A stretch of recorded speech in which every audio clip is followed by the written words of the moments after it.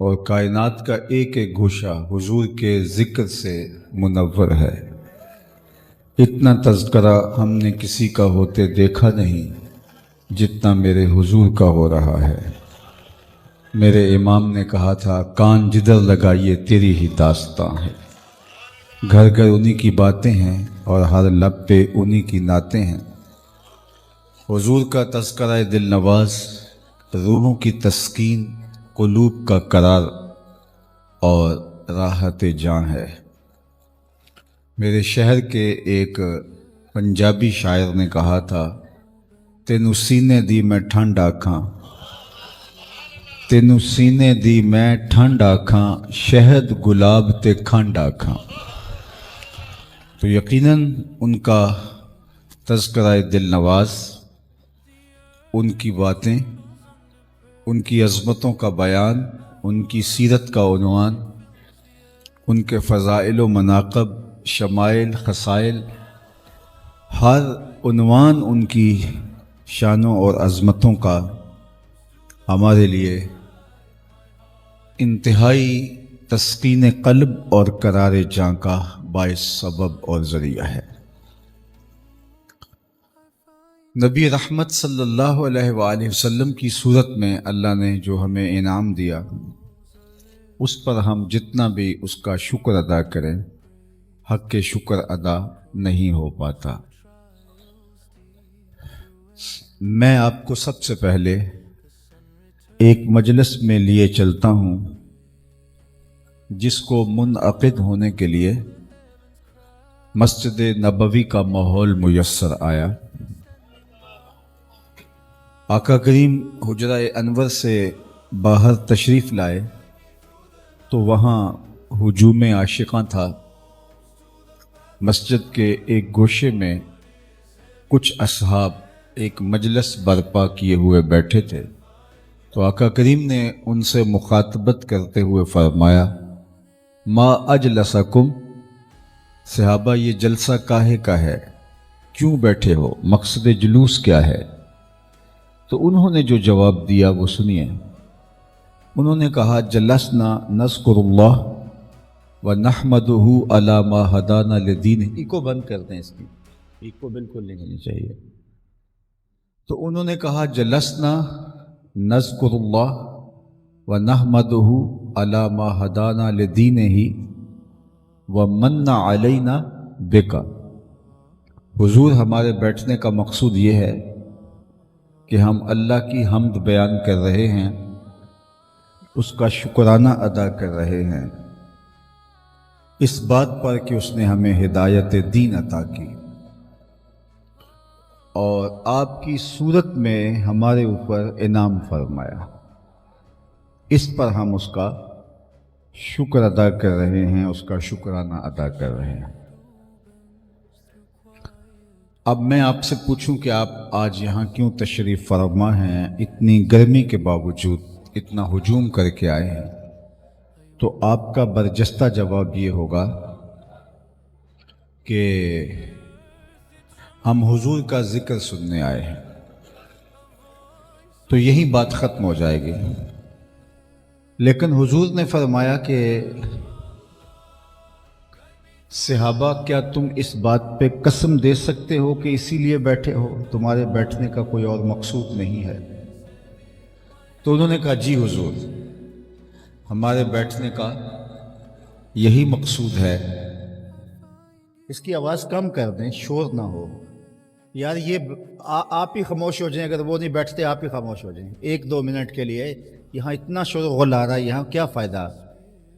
یہ نہیں بیٹھتے تو آپ ہی رہنے دیں، ان کو ان کی حالت پہ رہنے دیں، شور و غل چھوڑیں۔ توجہ چاہوں گا، بہت تھوڑا وقت ہے اور اس وقت میں آپ کی توجہ میری جانب مبذول رہے۔ تو عرض گزار یہ ہے کہ عرض گزار ہوں کہ صحابہ سے حضور نے پوچھا کہ ما اجلسکم، تمہیں کس چیز نے بٹھایا ہے، کیوں بیٹھے ہوئے ہو؟ تو انہوں نے کہا، جی جلسنا نذکر اللہ ونحمدہ علی ما ہدانا لدینہ ومن علینا بک۔ ہمارے بیٹھنے کا مقصود یہ ہے کہ ہم اللہ کی حمد بول رہے ہیں، اس کا شکرانہ ادا کر رہے ہیں اس بات پر کہ اس نے ہمیں ہدایت دین دی اور آپ کی صورت میں انعام فرمایا۔ آپ مل گئے، اس پر ہم شکرانے کی محفل برپا کیے ہوئے۔ تو آقا کریم نے فرمایا تم اس بات پہ حلف دے سکتے ہو کہ اسی لیے بیٹھے ہو، تمہارے بیٹھنے کا اور مقصود نہیں ہے۔ تو انہوں نے برجستہ کہا جی حضور ہم حلف اٹھاتے ہیں، قسم دیتے ہیں، ہم اسی لیے بیٹھے ہیں، ہمارے بیٹھنے کا کوئی اور مقصود نہیں ہے۔ عمومی طور پہ ایسے مواقع پہ قسم تھوڑی لی جاتی ہے، لیکن حضور نے ان سے پوچھا کہ حلف تو دیتے ہو؟ انہوں نے کہا جی ہم حلف دیتے ہیں۔ باقاعدہ حضور نے ان سے حلف لیا اور انہوں نے باقاعدہ حلف دیا۔ تو جب وہ حلف دے چکے تو ان کے چہروں پہ حیرت تو تھی کہ ایسے مواقع پہ عمومی طور پہ حلف نہیں لیا جاتا۔ ایک بات ہے کہ کیوں بیٹھے ہو؟ ہم نے کہا جی اللہ کا شکر ادا کر رہے ہیں کہ آپ کی صورت میں انعام نصیب ہوا اور دین نصیب ہو گیا۔ تو اس پہ حضور نے کہا حلف دو، قسم اٹھاؤ۔ انہوں نے قسم اٹھائی، قسم تو اٹھا چکے، لیکن ان کے چہرے کے اوپر ایک سوال تو تھا کہ یہ قسم حضور نے کیوں لی ہے جبکہ عمومی طور پہ یہ مزاج نہیں ہے۔ تو آقا کریم نے ان کے چہروں پر پھیلے ہوئے استجاب کا عالم دیکھا، فرمایا صحابہ میں تم سے ابھی ابھی جو قسم لی ہے یہ کسی تہمت کی بنیاد پر نہیں لی، تمہارے قول کی صداقت پر مجھے کوئی شک نہیں گزرا تھا، کوئی تردد نہیں تھا جس کے ازالے کے لیے قسم لی ہو، بلکہ ماجرا کچھ اور تھا، اور وہ یہ کہ تم یہاں بیٹھے تھے، میں حجرے میں تھا، اتانی جبریل علیہ السلام، تو میرے پاس جبریل امین حاضر خدمت ہوئے، فاخبرنی ان اللہ یباہی بکم الملائکہ، تو انہوں نے مجھے کہا محبوب آپ یہاں تشریف فرما ہیں، ذرا باہر تو نکل کے دیکھیے، آپ کے صحابہ کے اس عمل پر اللہ فرشتوں میں ناز کر رہا ہے۔ وہ عمل کون سا عمل تھا جس پر رب رب ہو کے فرشتوں میں ناز کر رہے؟ صحابہ مل بیٹھ کر حضور کی صورت میں اللہ کے انعام کا شکرانہ ادا کر رہے ہیں۔ اللہ کی رحمتوں سے کوئی بعید نہیں کہ آج کی مجلس بھی قبول کر لی جائے اور اللہ فرشتوں سے فرمائے دیکھو 1500 برس بیت گئے ہیں اور یہ آج بھی بیٹھ کے اس نعمت کا شکرانہ ادا کر رہے ہیں، اور یہ بات میری اور آپ کی بخشش کی ضمانت سبب اور ذریعہ بن جائے۔ باقی جہاں تک حضور کی صورت میں اللہ کے انعام کے شکرانے کی بات ہے تو ہمارے بدن پہ اتنے بال نہیں ہیں جتنے رسول اللہ کے احسانات ہیں۔ ساری زندگی پیشانیاں سجدے میں رکھ کے اللہ کا شکر ادا کرتے رہیں، حق کے شکر پھر بھی ادا نہ ہو۔ ہمارا ایک ایک عضو بدن قرض رسالت میں جکڑا ہوا ہے۔ خدا شناسی تو دور کی بات ہے، خود شناس بھی نہ ہوتے اگر حضور تشریف نہ لاتے۔ ہماری اپنے آپ سے ملاقات بھی ہوئی ہے تو حضور کی چوکھٹ پہ ہوئی ہے۔ تو زندگی کا سارا حسن، زندگی کا سارا جمال اور زندگی کی ساری خوبصورتی ہمیں اسی چوکھٹ سے ملی، اور ہم نے دریوزہ گری کرنی ہے، ہم نے کشکول پھیلا کے مزید خیرات مانگنی ہے۔ اور آج کی خوبصورت محفل نور سیرت النبی صلی اللہ علیہ وآلہ وسلم کے عنوان سے ہی ہے، تو گویا ہم یہ خیر مانگنے آئے ہیں کہ ہمیں حضور کی سیرت کا نور اور جمال نصیب ہو، اور ہمارا اٹھنا بیٹھنا، چلنا پھرنا، کہنا بولنا، ایک ایک عمل حضور کی سیرت کی مطابقت میں ڈھل جائے۔ اور میرے استاد فرمایا کرتے تھے یہ نہ ہو کہ لوگ تمہیں پوچھیں تم کون ہوتے ہو اور تمہیں بتانا پڑے کہ ہم مسلمان ہوتے ہیں۔ یہ دیکھو مذہب کے خانے میں اسلام لکھا ہے۔ آپ فرمایا کرتے تھے صاحب نہ پوچھنے کی نوبت آئے کسی کو اور نہ تمہیں بتانے کی ضرورت، تمہارا طرز زندگی، انداز معاشرت، وضع قطع، اٹھنا بیٹھنا، نشست و برخاست ایسی ہونی چاہیے لوگ دور سے دیکھیں تو کہیں وہ دیکھو حضور کا غلام آ رہا ہے۔ ہم نے حضور کی سیرت کے سانچے میں اپنے آپ کو ڈھال لینا ہے۔ عالی مرتبت سامعین، سیرت کے عنوان سے بات کرنے سے قبل سب سے پہلے ہم یہ سمجھنے کی کوشش کریں گے کہ سیرت کسے کہتے ہیں۔ تو کسی بھی شے کی اصلی حالت کے لیے سیرت کا لفظ بولا جاتا ہے۔ اس کی مثال قرآن مجید کے دامن میں موجود ہے۔ جب حضرت موسیٰ علیہ السلام اللہ کا پیغام گلی گلی پہنچانے لگے، حتیٰ کہ فرعون کے دربار میں جا کھڑے ہوئے اور اس کو اللہ کے دین کی دعوت دی۔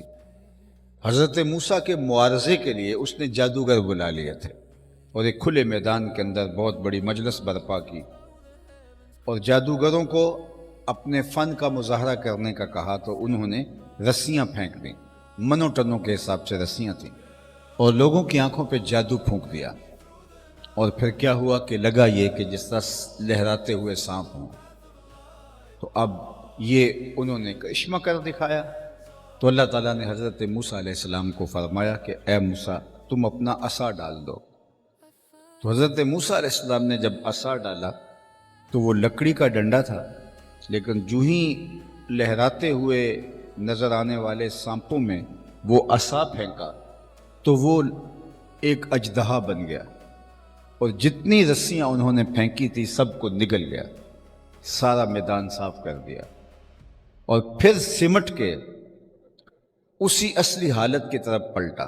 اب جب وہ سب چیزوں کو نگل گیا تو اللہ تعالیٰ نے فرمایا اے موسیٰ اب اس کو اٹھا لیجئے، یعنی وہ جو آپ نے عصا پھینکا تھا جس کی جو معروضی حالت ہے وہ اژدہا ہے، اب اس کو دوبارہ اٹھا لیجئے۔ تو وہاں قرآن نے جو لفظ استعمال کیے وہ سنیے۔ قرآن نے کہا سَنُعِيدُهَا سِيرَتَهَا الْأُولَى، کہ آپ اس کو اٹھا لیجئے، ہم اس کو اس کی پہلی اصلی حالت کے اندر لٹا رہے ہیں۔ تو پھر سیرت کیا ہوئی؟ کسی بھی شے کی اصلی حقیقی حالت سیرت کہلاتی ہے۔ اللہ اکبر۔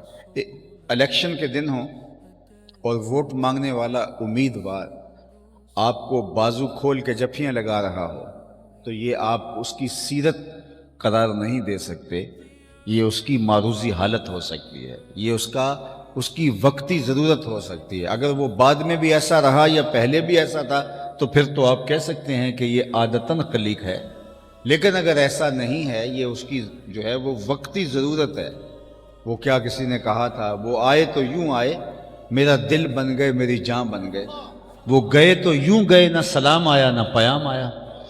تو یہ اس کی حالت نہیں۔ گاہک سے ہنس ہنس کے باتیں کر رہا ہو تو یہ نہیں کہا جا سکتا کہ یہ اس کی اصلی حالت ہے۔ ہو سکتا ہے کہ اس کی حقیقی حالت اس سے مختلف ہو۔ کسی شخص کی اصلی اور حقیقی حالت عمومی طور پہ اس کے اہل خانہ کے ہاں ہوتی ہے۔ اس لیے میرے اور آپ کے آقا و مولا نے فرمایا خیرکم خیرکم لأہلہ وأنا خیرکم لأہلی، تم میں سب سے بہتر وہ ہے جو اپنے اہل خانہ کے ساتھ بہتر ہے، اور میں تم میں سب سے زیادہ اپنے اہل خانہ کے ساتھ بہتر ہے۔ ازواج مطہرات کے ساتھ حضور کا رویہ اتنا دل آویز تھا، اللہ اکبر۔ ام المومنین سیدہ عائشہ رضی اللہ تعالیٰ عنہ فرماتی ہیں کہ میں اب خورے میں پانی لے رہی تھی کہ حضور تشریف لائے، تو مجھے دیکھ کر کے دور سے ہی فرمایا حمیرہ تھوڑا سا پانی میرے لیے بھی چھوڑنا۔ تو میں نے پیالے میں پانی چھوڑ دیا حضور علیہ السلام کے لیے ان کے حکم سے۔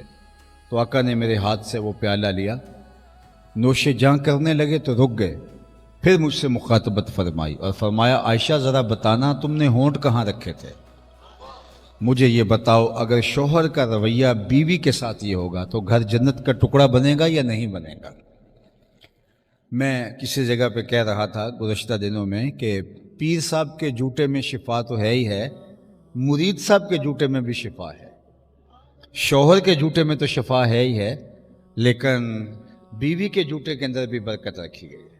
اللہ کے محبوب کی سیرت آپ مطالعہ کر لیں، حضرت عائشہ رضی اللہ تعالیٰ عنہ کا حضور نے جوتا پانی پیا ہے، اور یہ حضور کی سیرت ہے۔ اور ایک واقعہ آپ نے علماء سے بارہا سنا کہ حضرت ابو ہریرہ رضی اللہ تعالیٰ عنہ فرماتے ہیں کہ یہ صفہ کے چبوترے پہ بلا تعین اوقات حضور سے علم حاصل کرنے والے لوگ تھے، اور منتظر رہتے آقا کریم کے، جب حضور تشریف لاتے تو یہ حضور سے سیکھتے اور پھر اس کو ازبر رکھتے اور پھر آگے منتقل کرتے، ان کے ذریعے سے دین پھیلا۔ تو حضرت ابو ہریرہ بھی انہی لوگوں میں شامل تھے۔ فرماتے ہیں ہمیں کبھی فاقے کاٹنے پڑتے، کبھی حضور کے گھر سے کوئی لنگر آ جاتا، کبھی مدینہ المنورہ کا کوئی صحابی ہمیں کوئی خدمت پیش کرتا، کبھی جنگلوں سے لکڑیاں کاٹ کے لاتے، بازار میں بیچتے اور اپنی ضرورتوں کی تکمیل کرتے، اور بسا اوقات فاقے کاٹتے۔ ایک بار ایسا ہوا کہ بھوک کی شدت سے کمر بھی سیدھی نہیں ہو رہی تھی، اور یہ حالت اتنی عجیب تھی کہ بس چلنا بھی محال لگ رہا تھا۔ اب کسی کے آگے ہاتھ پھیلائیں، اپنی ضرورت بتائیں تو یہ بھی اچھا نہیں لگ رہا تھا، اور منع بھی فرمایا گیا سوال سے، اگرچہ مخمصے کی حالت میں اس کی گنجائش بھی نکلتی ہے، لیکن ہم نے سوچا کہ کسی سے بات نہیں کرنی۔ لیکن بھوک نے تنگ اتنا کر دیا، انتڑیوں میں بل پڑنے لگے، تو میں مسجد نبوی کے ایک ایسے گوشے میں آ بیٹھا جہاں سے لوگوں کا گزر ہوتا تھا۔ میرا خیال یہ تھا کہ سوال کرنے کی نوبت نہیں آئے گی، گزرتے ہوئے لوگ میرے چہرے سے میری نکاحت کو محسوس کر لیں گے اور میری ضرورت کا سامان ہو جائے گا، لیکن شاید لوگوں کو جلدی تھی، جو بھی آتا وہ آگے بڑھ جاتا، کسی نے ہمارا مسئلہ سمجھنے کی کوشش نہ کی۔ ہستی پلکوں کے نیچے غم بھی پلتے ہیں، مگر کون دیکھتا ہے اتنی گہرائی میں۔ کہتے ہیں کہ میں نے کہا چلو کسی سے بات کرنی چاہیے، تو حضرت عمر رضی اللہ تعالی عنہ آئے، تو میں نے ان سے ایک مسئلہ شرعی دریافت کیا۔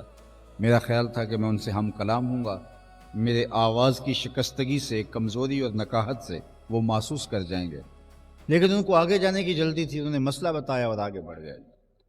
پھر حضرت ابو بکر رضی اللہ تعالی عنہ آئے، میں نے ان سے بھی کوئی مسئلہ شرعی ہی دریافت کیا، انہوں نے مسئلہ بتایا اور آگے چلے گئے۔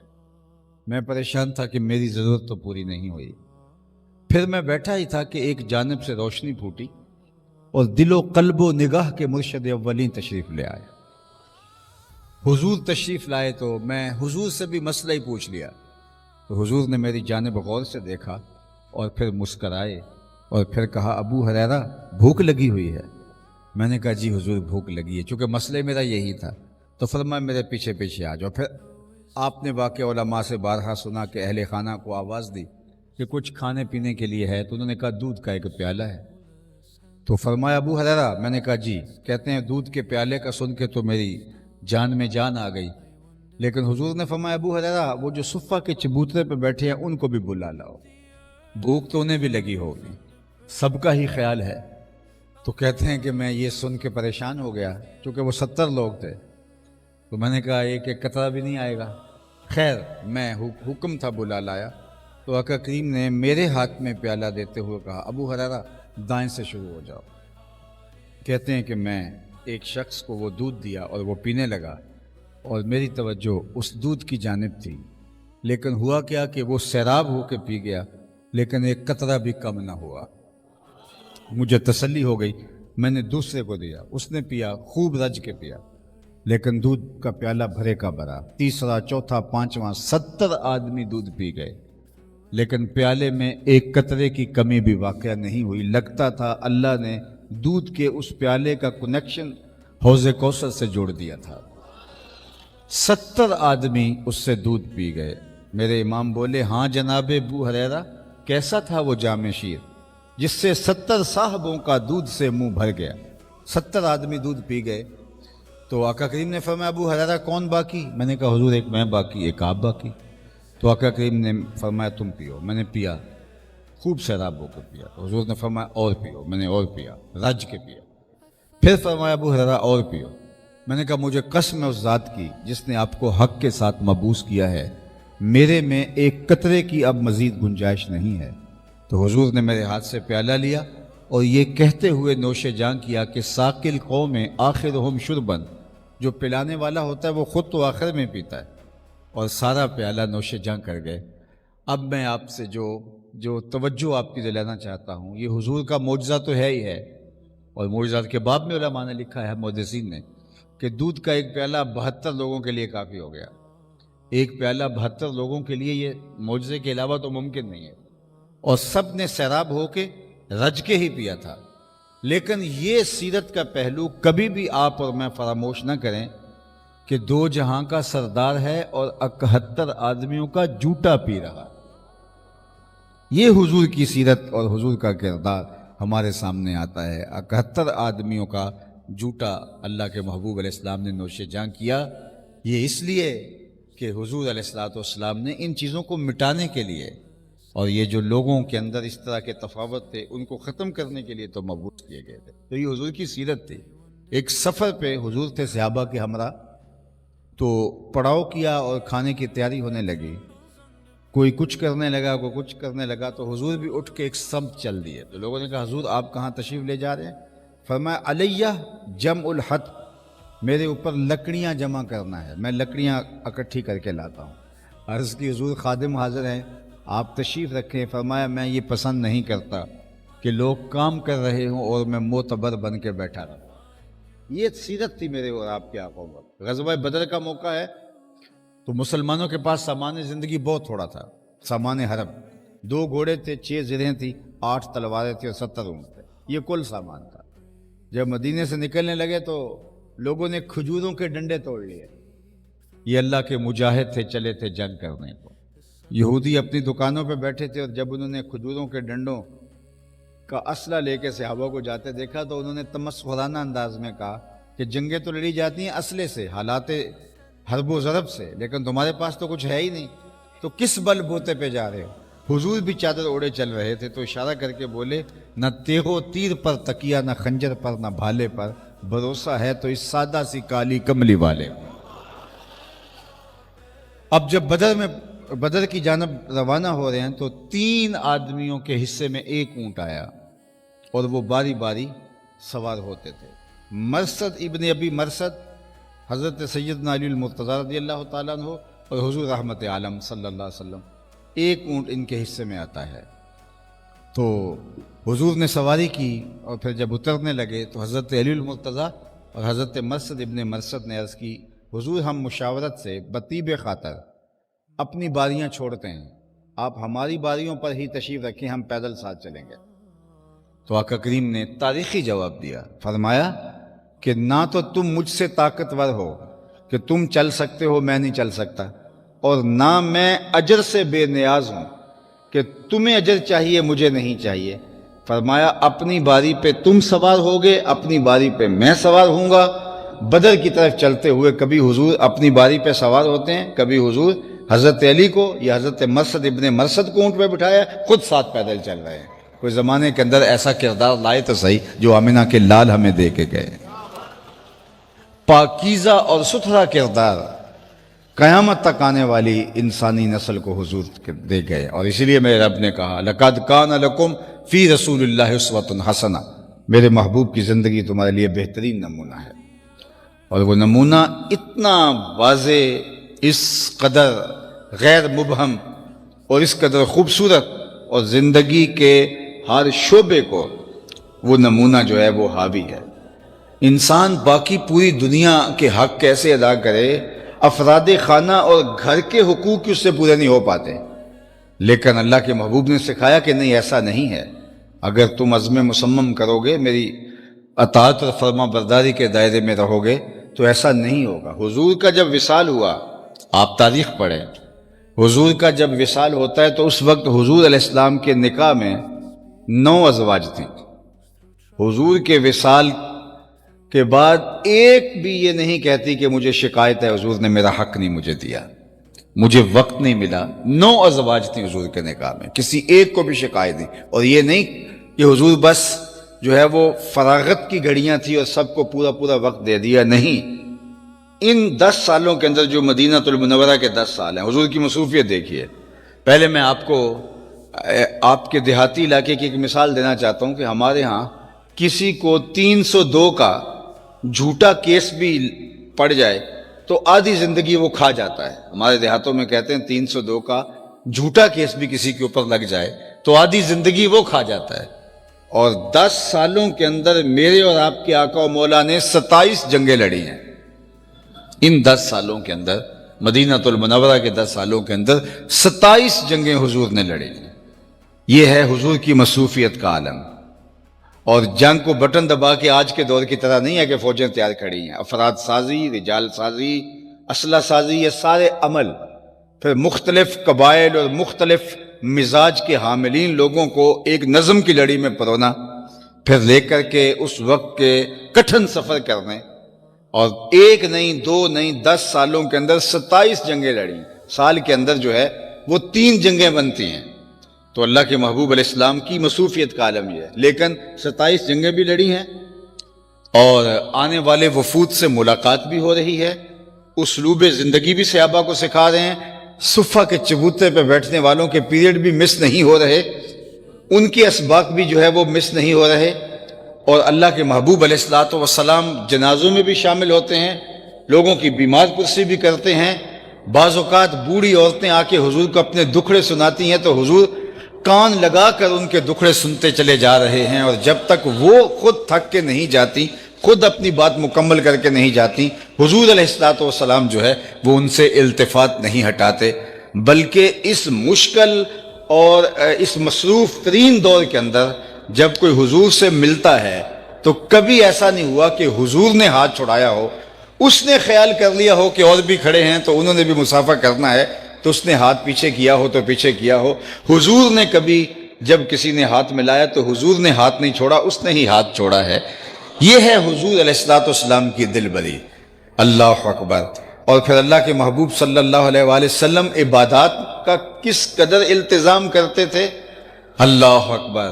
میرا رب کہتا ہے، یعنی اتنا مصروف شخص، اور جس نے 27 جنگیں 10 سال میں لڑی ہیں، وفود سے ملاقات ہو رہی ہے، مختلف جگہ جو ہے وہ تبلیغی قافلے روانہ ہو رہے ہیں، خطوط لکھ رہے ہیں شاہان عالم کو، اور جو ہے وہ 9 ازواج کے پورے مکمل کامل اکمل حقوق کا خیال رکھا جا رہا ہے، صفہ کے چبوترے پر بیٹھنے والوں کے سبق ضائع نہیں ہو رہے۔ اس کے باوجود جب مصلی پہ کھڑے ہوتے ہیں، حتی تتورم قدماہ، حضور کے مبارک قدموں میں ورم پیدا ہوتا ہے، اور میرا رب رب ہو کے کہتا ہے، اے چادر اوڑھنے والے، ساری رات جاگا نہ کر، کبھی سو بھی لیا کر۔ اللہ، یہ حضور کی سیرت ہے۔ یہ کیسے وقت مینج کیا تھا اللہ کے محبوب نے۔ آج کی تاریخ میں جن کاموں پہ سب سے زیادہ محنت ہو رہی ہے اس میں ایک ٹائم مینجمنٹ ہے۔ لوگوں کے پاس وقت سکڑ گیا ہے اور کام زیادہ ہو گئے ہیں۔ تھوڑے وقت کے اندر کس طرح کاموں کو جو ہے وہ زیادہ زیادہ کیا جائے، تو یہ اللہ کے محبوب سے سیکھا جا سکتا ہے۔ حضور کا ایک فرمان کافی ہے، ٹائم مینجمنٹ کی جان ہے حضور کا وہ فرمان، من حسن اسلام المرء ترکہ ما لا یعنی ہے۔ فرمایا کسی شخص کے اسلام کا حسن یہ ہے کہ وہ بے مقصد چیزوں کو ترک کر دے۔ آپ ترجیح بنائیں کہ کون سے کام اہم اور ضروری ہے جن کے بغیر گزارا نہیں ہے، تو جو ضروری نہیں ہے ان کو ترک کر دیں، آپ کا وقت منظم ہونا شروع ہو جائے گا، وقت میں برکت ہو جائے گی۔ آپ لسٹ بنائیں گے روز کہ آج میں نے اتنے کام کرنے ہیں تو آپ کام مکمل کر لیں گے، لیکن غیر ضروری چیزیں آپ کی زندگی کے اندر ہوں گی تو جو فہرست لے کے آ جائیں گے، آدھے کام رہ جائیں گے اور وقت ختم ہو جائے گا۔ میں تو یہ دوستوں کو یہ کہتا ہوں، یہ جو ہم فون کرتے ہیں کسی کو، اس میں بات تو 1.5-2 منٹ کی ہوتی ہے، باقی ہور سنا، تو یہ ہور سنا نے ہمارا وقت برباد کیا ہوا ہے۔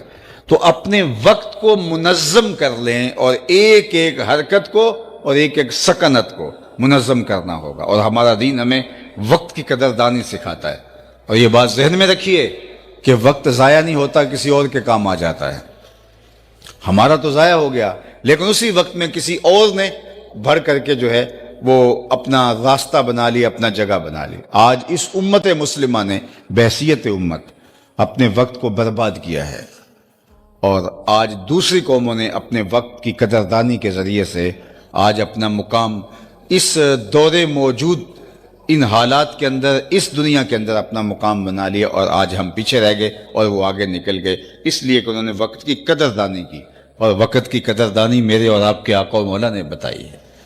تو وقت کی قدردانی جو ہے، وقت کو سمجھنا، یہ میں سمجھتا ہوں کہ 1 گھنٹے کی گفتگو یا 40 منٹ کا خطاب ہوتا ہے، بعض اوقات ہم اس کو منظم نہیں کر پاتے، کبھی لطیفہ آ گیا، کبھی 10 نعرے آگے درمیان میں، کبھی ہاتھ کھڑے کرو، کہیں ادھر والے بولو ادھر والے، میں کیا ضرورت ہے اس کی؟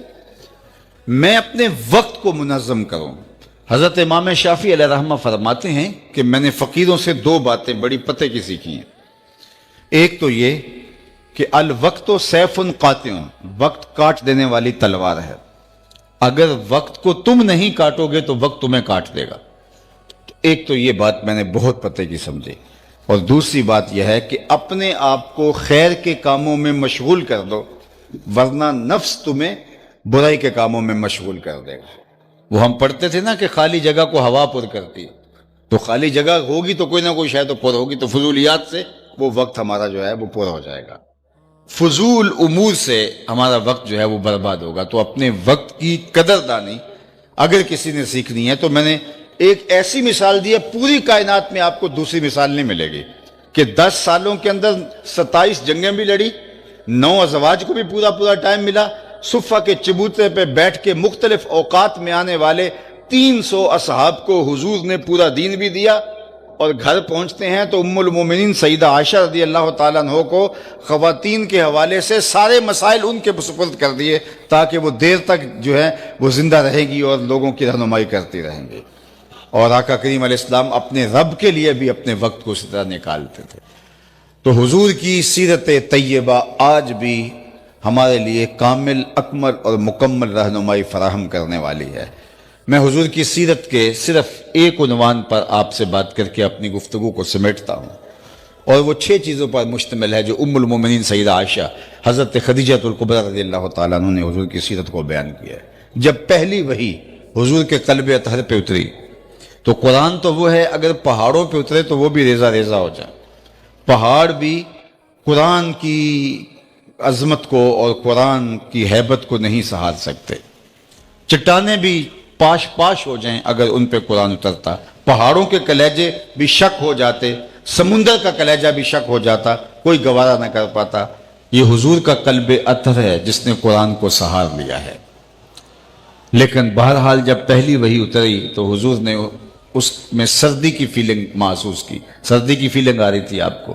آپ گھر آئے اور حضرت خدیجہ الکبریٰ سے کہا، یا خدیجہ زملونی، مجھے چادر اڑا دو، اور کہا کہ مجھے اندیشہ جاں ہے۔ تو ام المومنین نے حضور کو تسلی دیتے ہوئے جو کہا ذرا سنیے، انہوں نے کہا، کلا واللہ لا یخزیک اللہ ابدا، آپ کا رب آپ کو کبھی بھی بے آبرو نہیں ہونے دے گا، آپ کی حفاظت اس کے ذمہ کرم پہ ہے، آپ پریشان نہ ہوں۔ کیوں؟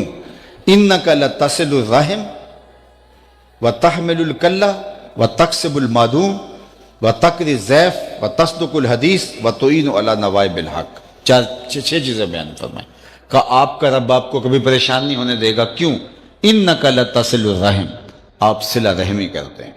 یہ حضور کی سیرت کا نمایاں پہلو ہے جو برجستہ ام المومنین نے بیان فرمایا کہ آپ تو صلہ رحمی کرتے ہیں، رشتہ داروں کے ساتھ حسن سلوک کرتے ہیں، اور جو حسن سلوک حضور نے کیا ان کے برے اور تلخ رویوں کے باوجود، بعض اوقات ہم کہتے ہیں جی ہم رشتہ داروں کے ساتھ اچھا سلوک کیسے کریں جب وہ نہیں کرتے، وہ نہیں کرتے پھر تو کمال ہے اچھا کرنا، اگر وہ اچھا کریں تو اچھائی کے برائے کے مقابلے میں اچھائی، یہ تو کوئی بڑی بات نہیں ہے۔ ان کے تلخ کھردرے رویے ہوں اور اس کے باوجود آپ اپنے ملائم اور نرم رویے سے پیش آئیں تو یہی تو جو ہے وہ آپ کی شخصیت کا حسن ہے جو سامنے آئے گا۔ کچھ لوگ کہتے ہیں کوئی 1 قدم پیچھے ہٹے گا، ہم 10 قدم پیچھے ہٹیں گے، یہ کون سا کمال ہوا؟ وہ 1 قدم پیچھے ہٹا تو آپ 10 گنا پیچھے ہٹ گئے، تو یہ تو آپ اس سے بھی برے ہو گئے۔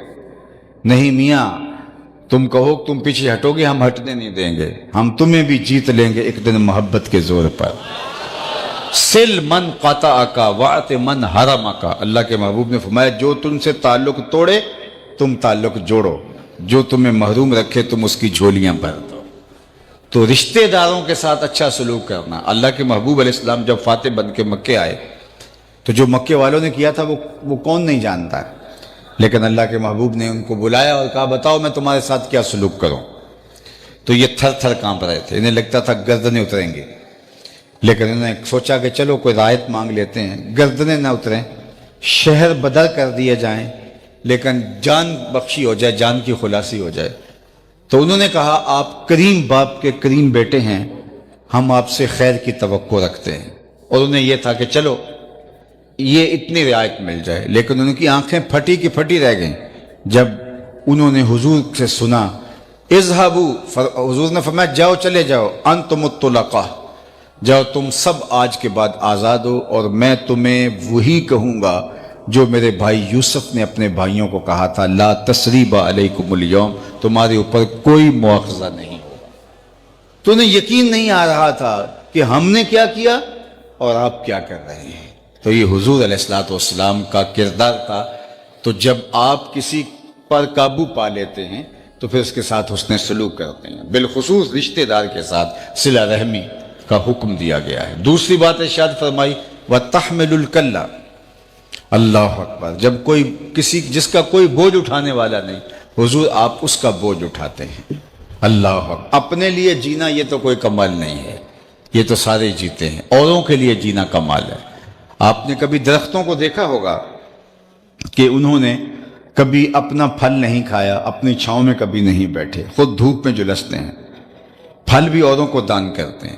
کبھی جانوروں کو، اپنا بھینس گائے کو دودھ پیتے نہیں دیکھا تھا، وہ اوروں کو دان کرتے۔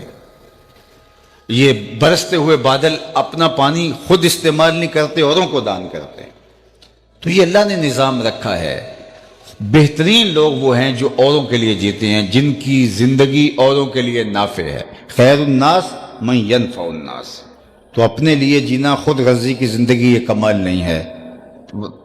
وَتَحْمِلُ الْكَلَّ وَتَكْسِبُ الْمَعْدُومَ، اور جس کا کوئی کمائی کرنے والا نہیں، حضور آپ اس کی ضرورتوں کی تکمیل کرنے والے ہیں۔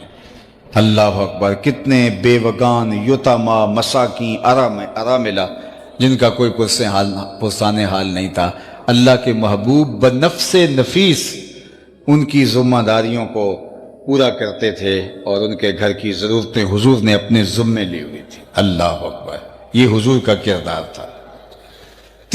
چوتھی بات جو کہی، وَتَقْرِ الضَّيْفَ، آپ اونچے درجے کے مہمان نواز ہیں، اور یہ خوش نصیبی ہے کہ آپ کسی کی مہمان نوازی کریں۔ عالی مرتبت سامعین، مہمان اپنی قسمت کا کھانا آپ کے دستر پہ آ کے کھاتا ہے، برکتیں لے کے، رحمتیں لے کے آتا ہے، برکتیں چھوڑ کے جاتا ہے۔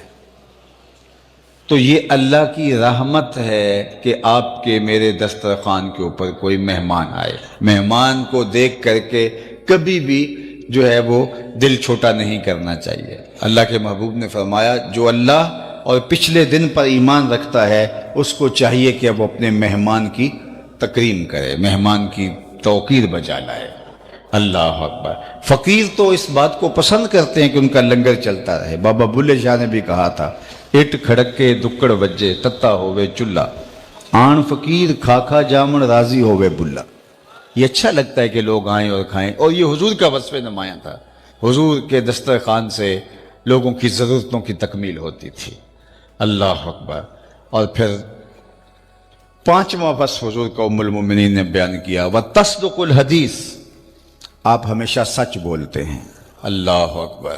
عالی مرتبت سامعین، ہم کیسے جھوٹ بول سکتے ہیں جب ہمارے نبی صادق بھی ہے اور امین بھی؟ آج یہ امت اپنے آپ کو جھوٹ کے ساتھ جوڑ چکی ہے، تو یہ تعجب خیز بات ہے، چونکہ ہمارے آقا کو کافر بھی صادق کہتے تھے اور امین کہتے تھے۔ جن کو غیر بھی صادق کہتے ہوں، اور جس آقا نے ساری زندگی سچ پہ گزاری ہو اور اپنی امت کو سچ پہ قائم رہنے کی تلقین کی ہو، وہ امت کس طرح جھوٹ بول سکتی ہے؟ پھر وہ امت بھول گئی ہے اپنے منصب کو۔ آقا کریم سے پوچھا گیا کہ مومن بزدل ہو سکتا ہے؟ فرمایا نہیں، مومن بہادر ہوتا ہے۔ پھر پوچھا گیا کہ بلکہ فرمایا ہو سکتا ہے کبھی وہ بزدلی کر جائے، آخر بشری تو ہے۔ پھر پوچھا گیا مومن بخیل ہو سکتا ہے؟ کہا نہیں، مومن جو ہے وہ سخی ہوتا ہے، لیکن ہو سکتا ہے کبھی بخل کر جائے، بشری تو ہے۔ پھر تیسرا سوال حضور سے پوچھا گیا، مومن جھوٹا ہو سکتا ہے؟ فرمایا جھوٹا نہیں ہو سکتا، یہ طے ہے کہ مسلمان ہو اور جھوٹا ہو، یہ نہیں ہو سکتا۔ مسلمان کی زندگی سچ کے ساتھ جڑی ہے، اور اس آئینے کے اندر ہم اپنے ایمان کو، اپنے اسلام کو، اپنے دین کو پہچان سکتے ہیں کہ ہم کہاں کھڑے ہیں۔ آج لوگ کہتے ہیں جھوٹ نہ بولیں تو جناب سودا نہیں بکتا۔ میں کہتا ہوں جاپان والے پوری دنیا پہ بیچ رہے ہیں، سچ بول کے بیچ رہے ہیں، لوگ ہاتھوں ہاتھ لے رہے ہیں، آنکھیں بند کر کے لے رہے ہیں۔ تو یہ کہاں سے فلسفہ نکالا؟ جھوٹ سے چیز ایک بار بکتی ہے، روز روز نہیں بکتی۔ کانٹ کی ہنڈیاں روز روز نہیں چڑھتی۔ ایک بار آپ کسی کو دھوکہ دے دیں گے، اگلی دفعہ کوئی دوسرا دھوکہ کھانے آئے گا، وہ دوبارہ پلٹ کے نہیں آئے گا۔ تو یہ کوئی ضابطہ ہی نہیں ہے، یہ کوئی قانون ہی نہیں ہے۔ اور پھر ہمارے آقا و مولا نے تو ہمیں تاکید کی، جھوٹ بول کے آپ نقصان بھی اٹھا لیتے ہیں، آپ کو طمانیت قلب نصیب ہوگی۔ سچ جو ہے وہ سچ بول کے آپ نقصان بھی اٹھا لیتے ہیں، آپ کو طمانیت قلب نصیب ہوگی۔ اور جھوٹ بول کے آپ فائدہ بھی حاصل کر لیتے ہیں، آپ کی بے چینی ختم نہیں ہوگی۔ الصدق طمانینہ والکذب ریبہ، سچ تمانیت قلب کا سما ہے اور جھوٹ بے چینی ہے، اضطراب ہے۔ آج ہر بندہ ٹینشن میں کیوں ہے؟ ہماری زندگی میں جھوٹ ڈر آیا ہے۔ بلکہ میں آپ کو ایک اور بات بتاؤں، حدیث پاک میں آتا ہے جب کوئی شخص جھوٹ بولتا ہے تو اس کے منہ سے بدبو نکلتی ہے، خاص قسم کی سمیل اس کے منہ سے خارج ہوتی ہے۔ اس جھوٹ کے ساتھ جھوٹ کی ایک بدبو ہوتی ہے جو عام لوگ تو نہیں سونگھ پاتے۔ اللہ کے نورانی فرشتے جو رحمتیں لے کر ہمارے گھروں میں آتے ہیں وہ اس عفونت کو سونگھتے ہیں، محسوس کرتے ہیں اور ایک میل پیچھے ہٹ جاتے ہیں۔ اور وہ کون فرشتے ہوتے ہیں؟ جو ہمارے حصے کی ڈلیوری رحمت کا پارسل ہمارے گھر دینے آ رہے ہوتے ہیں، لیکن گھر سے اٹھتی ہوئی بدبو کی وجہ سے وہ ایک میل پیچھے ہٹ جاتے ہیں۔ اب جس گھر میں باپ بھی جھوٹ بولے، ماں بھی جھوٹ بولے، بیٹی بھی جھوٹ بولے، بہویں بھی جھوٹ بولیں، بیٹے بھی جھوٹ بولے، وہاں سے تو بدبو کے ببوکے اٹھ رہے ہوں گے۔ اور فرشتے کئی میل شہر سے باہر کھڑے ہیں ان کے حصے کا پارسل لیے، آگے اس لیے نہیں بڑھتے کہ گلیوں میں عفونت، بدبو اور تفن اتنا پھیلا ہوا ہے، اور اگر پہلی عفونت پہلے ختم نہیں ہوتی نئے جھوٹ بول رہے ہوتے ہیں۔ اب 2 4 5 دن تو گوارا کیا، لیکن اس کے بعد کیا ہوا کہ گھر میں بے برکتی، نحوست جھوٹ کی جب پھیل گئی تو ہم نے سمجھا شاید کسی نے ٹونا کر دیا، کسی نے جادو کر دیا، کسی نے تعویذ ڈال دیے۔ اب ہم بھاگے عاملوں کے پاس۔ میاں عامل تو ٹھیا لگا کے اسی کام کے لیے بیٹھا ہوا ہے، وہ اگر کہے گا میاں جھوٹ کی وجہ سے نحوستیں چھوڑ دو، تمہارے گھر میں صبح کو قرآن کھلنا چاہیے، تمہارے معاملے یہ ہونے چاہیے، تو پھر وہاں کون آئے گا؟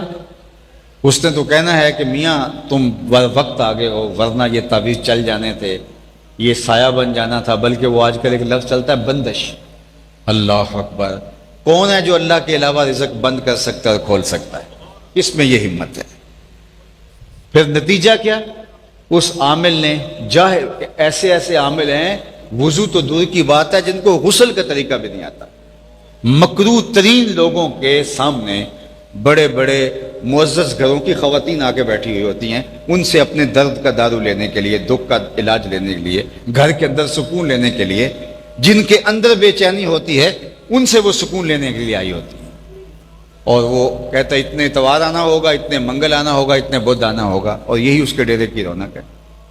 لاکھوں روپے لٹائے وہ الگ، اور اس کی ذوف الاعتقادی کے نتیجے کے اندر شرکیہ عقائد پنپے اور کیا کیا بدکاریاں اور کیا کیا گناہوں کی زندگی میں پھنس گئے۔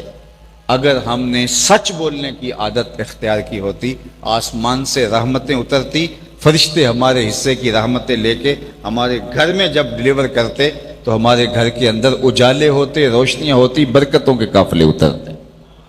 تو ہمارے دین نے ہمیں سچ بولنے کی تلقین کی ہے۔ عالی مرتبت سامعین، مجھے نہیں پتا کہ یہ جو میرے سامنے لوگ موجود ہیں یہ اس شہر کا، اس تحصیل کا کتنے فیصد لوگ ہیں؟ 5 لاکھ کی آبادی ہے، 10 لاکھ کی آبادی ہے، لیکن اگر یہ 1% لوگ بھی ہوں، 1% زیادہ تو نہیں ہوں گے، 99 لوگ یہاں نہیں ہیں، 100 میں سے 1 اگر فرض کرو یہاں ہے، تو پھر تو یہ آٹے میں نمک کے برابر ہے۔ لیکن اگر اتنے لوگ جو میرے سامنے بیٹھے ہیں اگر آج یہاں سے عزم کر کے اٹھیں کہ کل سے جھوٹ نہیں بولیں گے، تو آج آپ کل ہی دیکھ لینا کہ آپ کا شہر بدلا بدلا دکھائی دے۔ لیکن اگر ہم نے یہ طے کیا ہے کہ ہم تقریریں سمیع تلذذ کے لیے، کانوں کی لذت کے لیے سنتے ہیں، تو وہ پھر ہم سنتے رہیں، اس سے کیا فرق پڑتا ہے؟ وہ 6 گھنٹے سنیں یا 8 گھنٹے سنیں، جب ہم نے عمل ہی نہیں کرنا۔ صحابہ اللہ کے محبوب سے 10 آیتیں سیکھتے تھے، اگلی 10 تب سیکھتے تھے جب پہلی 10 پہ عمل کر چکے ہوتے تھے۔ آج ہمارا المیہ کیا ہے؟ ہمارا مسئلہ کیا ہے؟ ہم عمل کے لیے نہیں سنتے، ہم کہتے ہیں واہ واہ مزہ آ گیا، ہم اس مزے کے لیے سن رہے ہوتے ہیں، اور وہ پھر آپ ساری زندگی بھی سنتے رہیں، آپ کی اور میری زندگی کے اندر کوئی تبدیلی نہیں آئے گی۔ تبدیلی عمل سے آتی ہے، اور آپ کر کے دیکھیں۔ میں ابھی کل جمعۃ المبارک کے موقع پہ کہہ رہا تھا کہ آج ہم یہ کہتے ہیں کہ دنیا کے اوپر ہم مغلوب کیوں ہیں، دنیا کے اوپر ہم غالب کیوں نہیں؟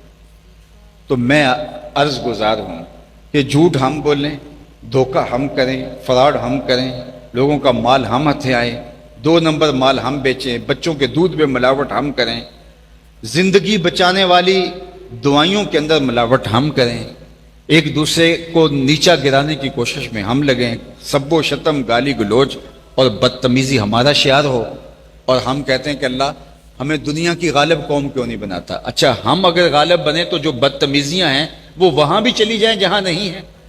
اگر ان وصفوں کے ساتھ جو ہماری بری عادتیں ہیں، ان عادتوں سمیت ہی ہم غالب ہو جائیں تو پھر دنیا کے اوپر تو پھر ہماری وجہ سے جہالت اور ہماری وجہ سے یہ برائیاں پھیلیں گی، تو اسلام کا کیا چہرہ نکلے گا؟ صاحب یہ قصہ ہمارا، یہ سوال ہی نہیں بنتا۔ ہم اپنے آپ کو میرٹ پہ پیش تو کریں۔ ایک افسر ہے، وہ رشوت لیتا ہے، صبح وقت پہ دفتر نہیں آتا اور وقت ہونے سے پہلے ہی بھاگ جاتا ہے، خیانت کرتا ہے، آنے والے سائلین سے بدتمیزی کرتا ہے، اور پھر وہ کہتا ہے کہ میری ترقی کیوں نہیں ہو رہی؟ میاں تیرا تو تنزل ہونا چاہیے، تجھے تو محکمے سے نکال دینا چاہیے، تو الٹا یہ شکوہ کر رہا ہے کہ میری ترقی کیوں نہیں ہو رہی، جبکہ دوسرا اس کے ساتھ بیٹھا جو ہے وہ وقت پہ آتا ہے، وقت پہ جاتا ہے، لوگوں کی خیالداری کرتا ہے، رشوت کا 1 روپیہ نہیں لیتا، ہے غیر مسلم۔ تو ترقی اس غیر مسلم کی جائے گی؟ اگر محکمہ سنسیئر ہے، اگر وہ محکمہ اپنے کام کو دیانت کے ساتھ آگے بڑھانا چاہتا ہے، وہ اس دیانت دار کی کرے گا یا اس نام نہاد مسلمان کی ترقی کرے گا؟ خدائے زندہ زندوں کا خدا ہے، تنے مردہ سے بیزار ہے حق، خدائے زندہ زندوں کا خدا ہے۔ کافر بھی محنت کرے گا تو وہ آگے چلا جائے گا، من جہدہ وجدہ، جو محنت کرے گا پا لے گا، اور جو نکھٹو ہوگا، کسی کام کا نہیں ہوگا، اللہ تعالیٰ اس کو آگے نہیں آنے رہا۔ ہاں اس نے میرٹ رکھا ہے، وَأَنْتُمُ الْعَالَوْنَ إِن كُنْتُم مُؤْمِنِينَ، تم میرٹ پہ اپنے آپ کو جو ہے وہ رکھ کے دکھاؤ، مومن بن کے دکھاؤ، عزتوں کا تاج میں تمہارے سر پہ ہی رکھوں گا۔ لیکن اگر تم نکھٹو ہو کہتے ہیں کہ ہمیں صرف اس لیے سب سے اوپر کر دیا جائے کہ ہم صرف کلمہ پڑھتے ہیں، باقی کلمے کے کوئی تقاضا جو ہے وہ ہم پورا ہی نہیں کرتے، تو خدا ایسا نہیں کرتا۔ ہاں یہ ہے کہ مومن اگر صالح ہو تو اس کا صلہ دنیا میں بھی ہے اور آخرت میں بھی ہے، اور کافر اگر اچھے کام کرے، دیانت اور محنت کے ساتھ کام کرے، تو اس کو دنیا میں صلہ دیا جاتا ہے، آخرت میں اس کا کوئی حصہ نہیں ہے۔ آج جو دنیا کے لوگ ہم سے اوپر چلے گئے ہیں تو اس کا سبب یہ ہے کہ انہوں نے محنت کو شعار بنایا، انہوں نے 2 نمبر مال نہیں بیچا، انہوں نے بچوں کے دودھ کے اندر ملاوٹ نہیں کی، انہوں نے لوگوں کے ساتھ خیانت نہیں کی، تو نتیجہ کیا ہوا کہ آج وہ ہم سے آگے نکل گئے، اور ہم جو ہے وہ اتنی کثرت کے باوجود ٹگا ویلیو نہیں ہماری پوری دنیا کے اوپر۔ وہ پھوٹی ہوئی کوڑی جو ہوتی ہے وہ اوقات نہیں امت مسلمہ کی اس وقت، تو ہم کسی کو کوسنے کی بجائے سب سے پہلے تو وہ اپنے آپ کو دیکھیں نا کہ ہم کھڑے کہاں ہیں۔ جب میں کہتا ہوں الہی میرے احوال دیکھ، حکم ہوتا ہے اپنا نامہ اعمال میں۔ اقبال نے جب شکوے کی زبان کھولی تھی تو لہجہ بڑا تلخ ہو گیا تھا، اور آپ جانتے ہیں فتویٰ بھی متوجہ ہوا تھا۔ صفائے دہر سے باطل کو مٹایا ہم نے، نو انسان کو غلامی سے چھڑایا ہم نے، تیرے کعبے کو جبینوں سے بسایا ہم نے، تیرے قرآن کو سینوں سے لگایا ہم نے، پھر بھی ہم سے گلا ہے کہ وفادار نہیں، ہم وفادار نہیں، تو بھی تو دلدار نہیں۔ بڑا سخت لہجہ ہو گیا۔ اب اس کا جواب بھی نہیں۔ جب جواب آتا ہے تو صیغہ وہی ہے، صرف لفظ وہی ہے، صرف صیغہ بدلتا ہے، ادھر سے اب آواز آ رہی ہے۔ صفائے دہر سے باطل کو مٹایا کس نے، نو انسان کو غلامی سے چھڑایا کس نے، میرے کعبے کو جبینوں سے بسایا کس نے، میرے قرآن کو سینوں سے لگایا کس نے، تھے تو آباب تمہارے ہی مگر تم کیا ہو، ہاتھ پہ ہاتھ دھرے منتظر فردا ہو، ہر کوئی مست مئے ذوق تن آسانی ہے، تم مسلمان ہو یہ انداز مسلمانی ہے، حیدری فقر ہے نئے دولت عثمانی ہے، تم کو اسلاف سے کیا نسبت روحانی ہے، وہ معزز تھے زمانے میں مسلمان ہو کر، ہم خار ہوئے تارک قرآن ہو کر۔ تو آج ہماری نکبت، رسوائی، ذلت کا سبب یہ ہے کہ ہم دین سے ایک رسمی سا تعلق رکھتے ہیں۔ وہ ایک غیر مسلم نے کلمہ پڑھ لیا تو وہ اپنے دوستوں کے ساتھ کیفے میں کافی پینے گئے، تو نماز کا وقت ہو گیا، تو سب نے کہا کہ چلو ہم آرڈر کرتے ہیں کافی کا، اور اتنی دیر میں تیار ہوتے ہوتے ہم نماز پڑھ لیتے ہیں۔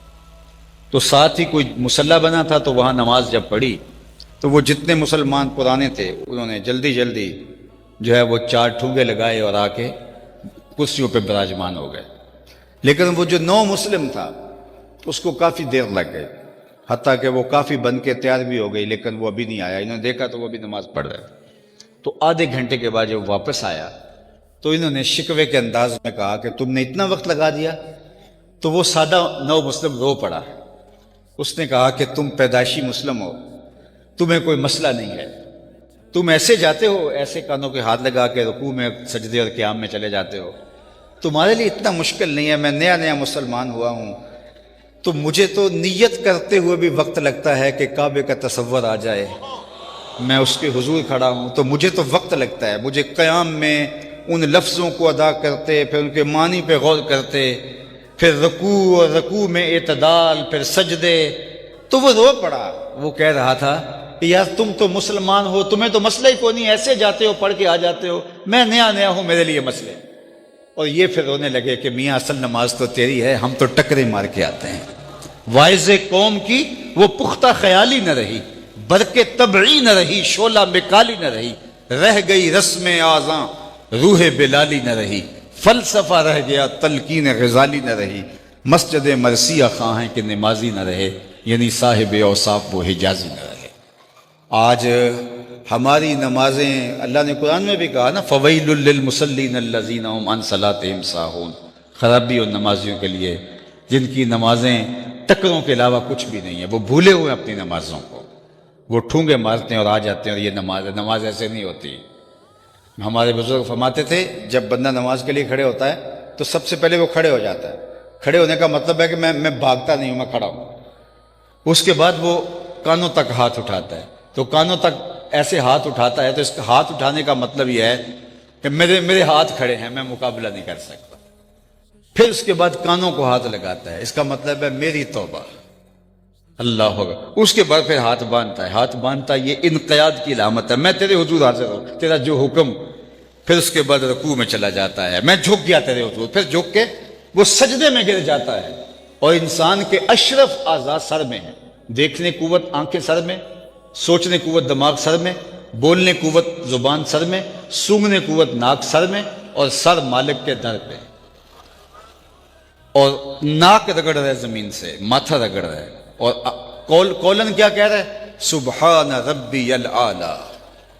عمل کیا ہے کہ میرے سے کوئی منکسر نہیں ہے، میرے سے کوئی زیادہ جھکا ہوا نہیں، اور تیرے سے اعلیٰ کوئی نہیں.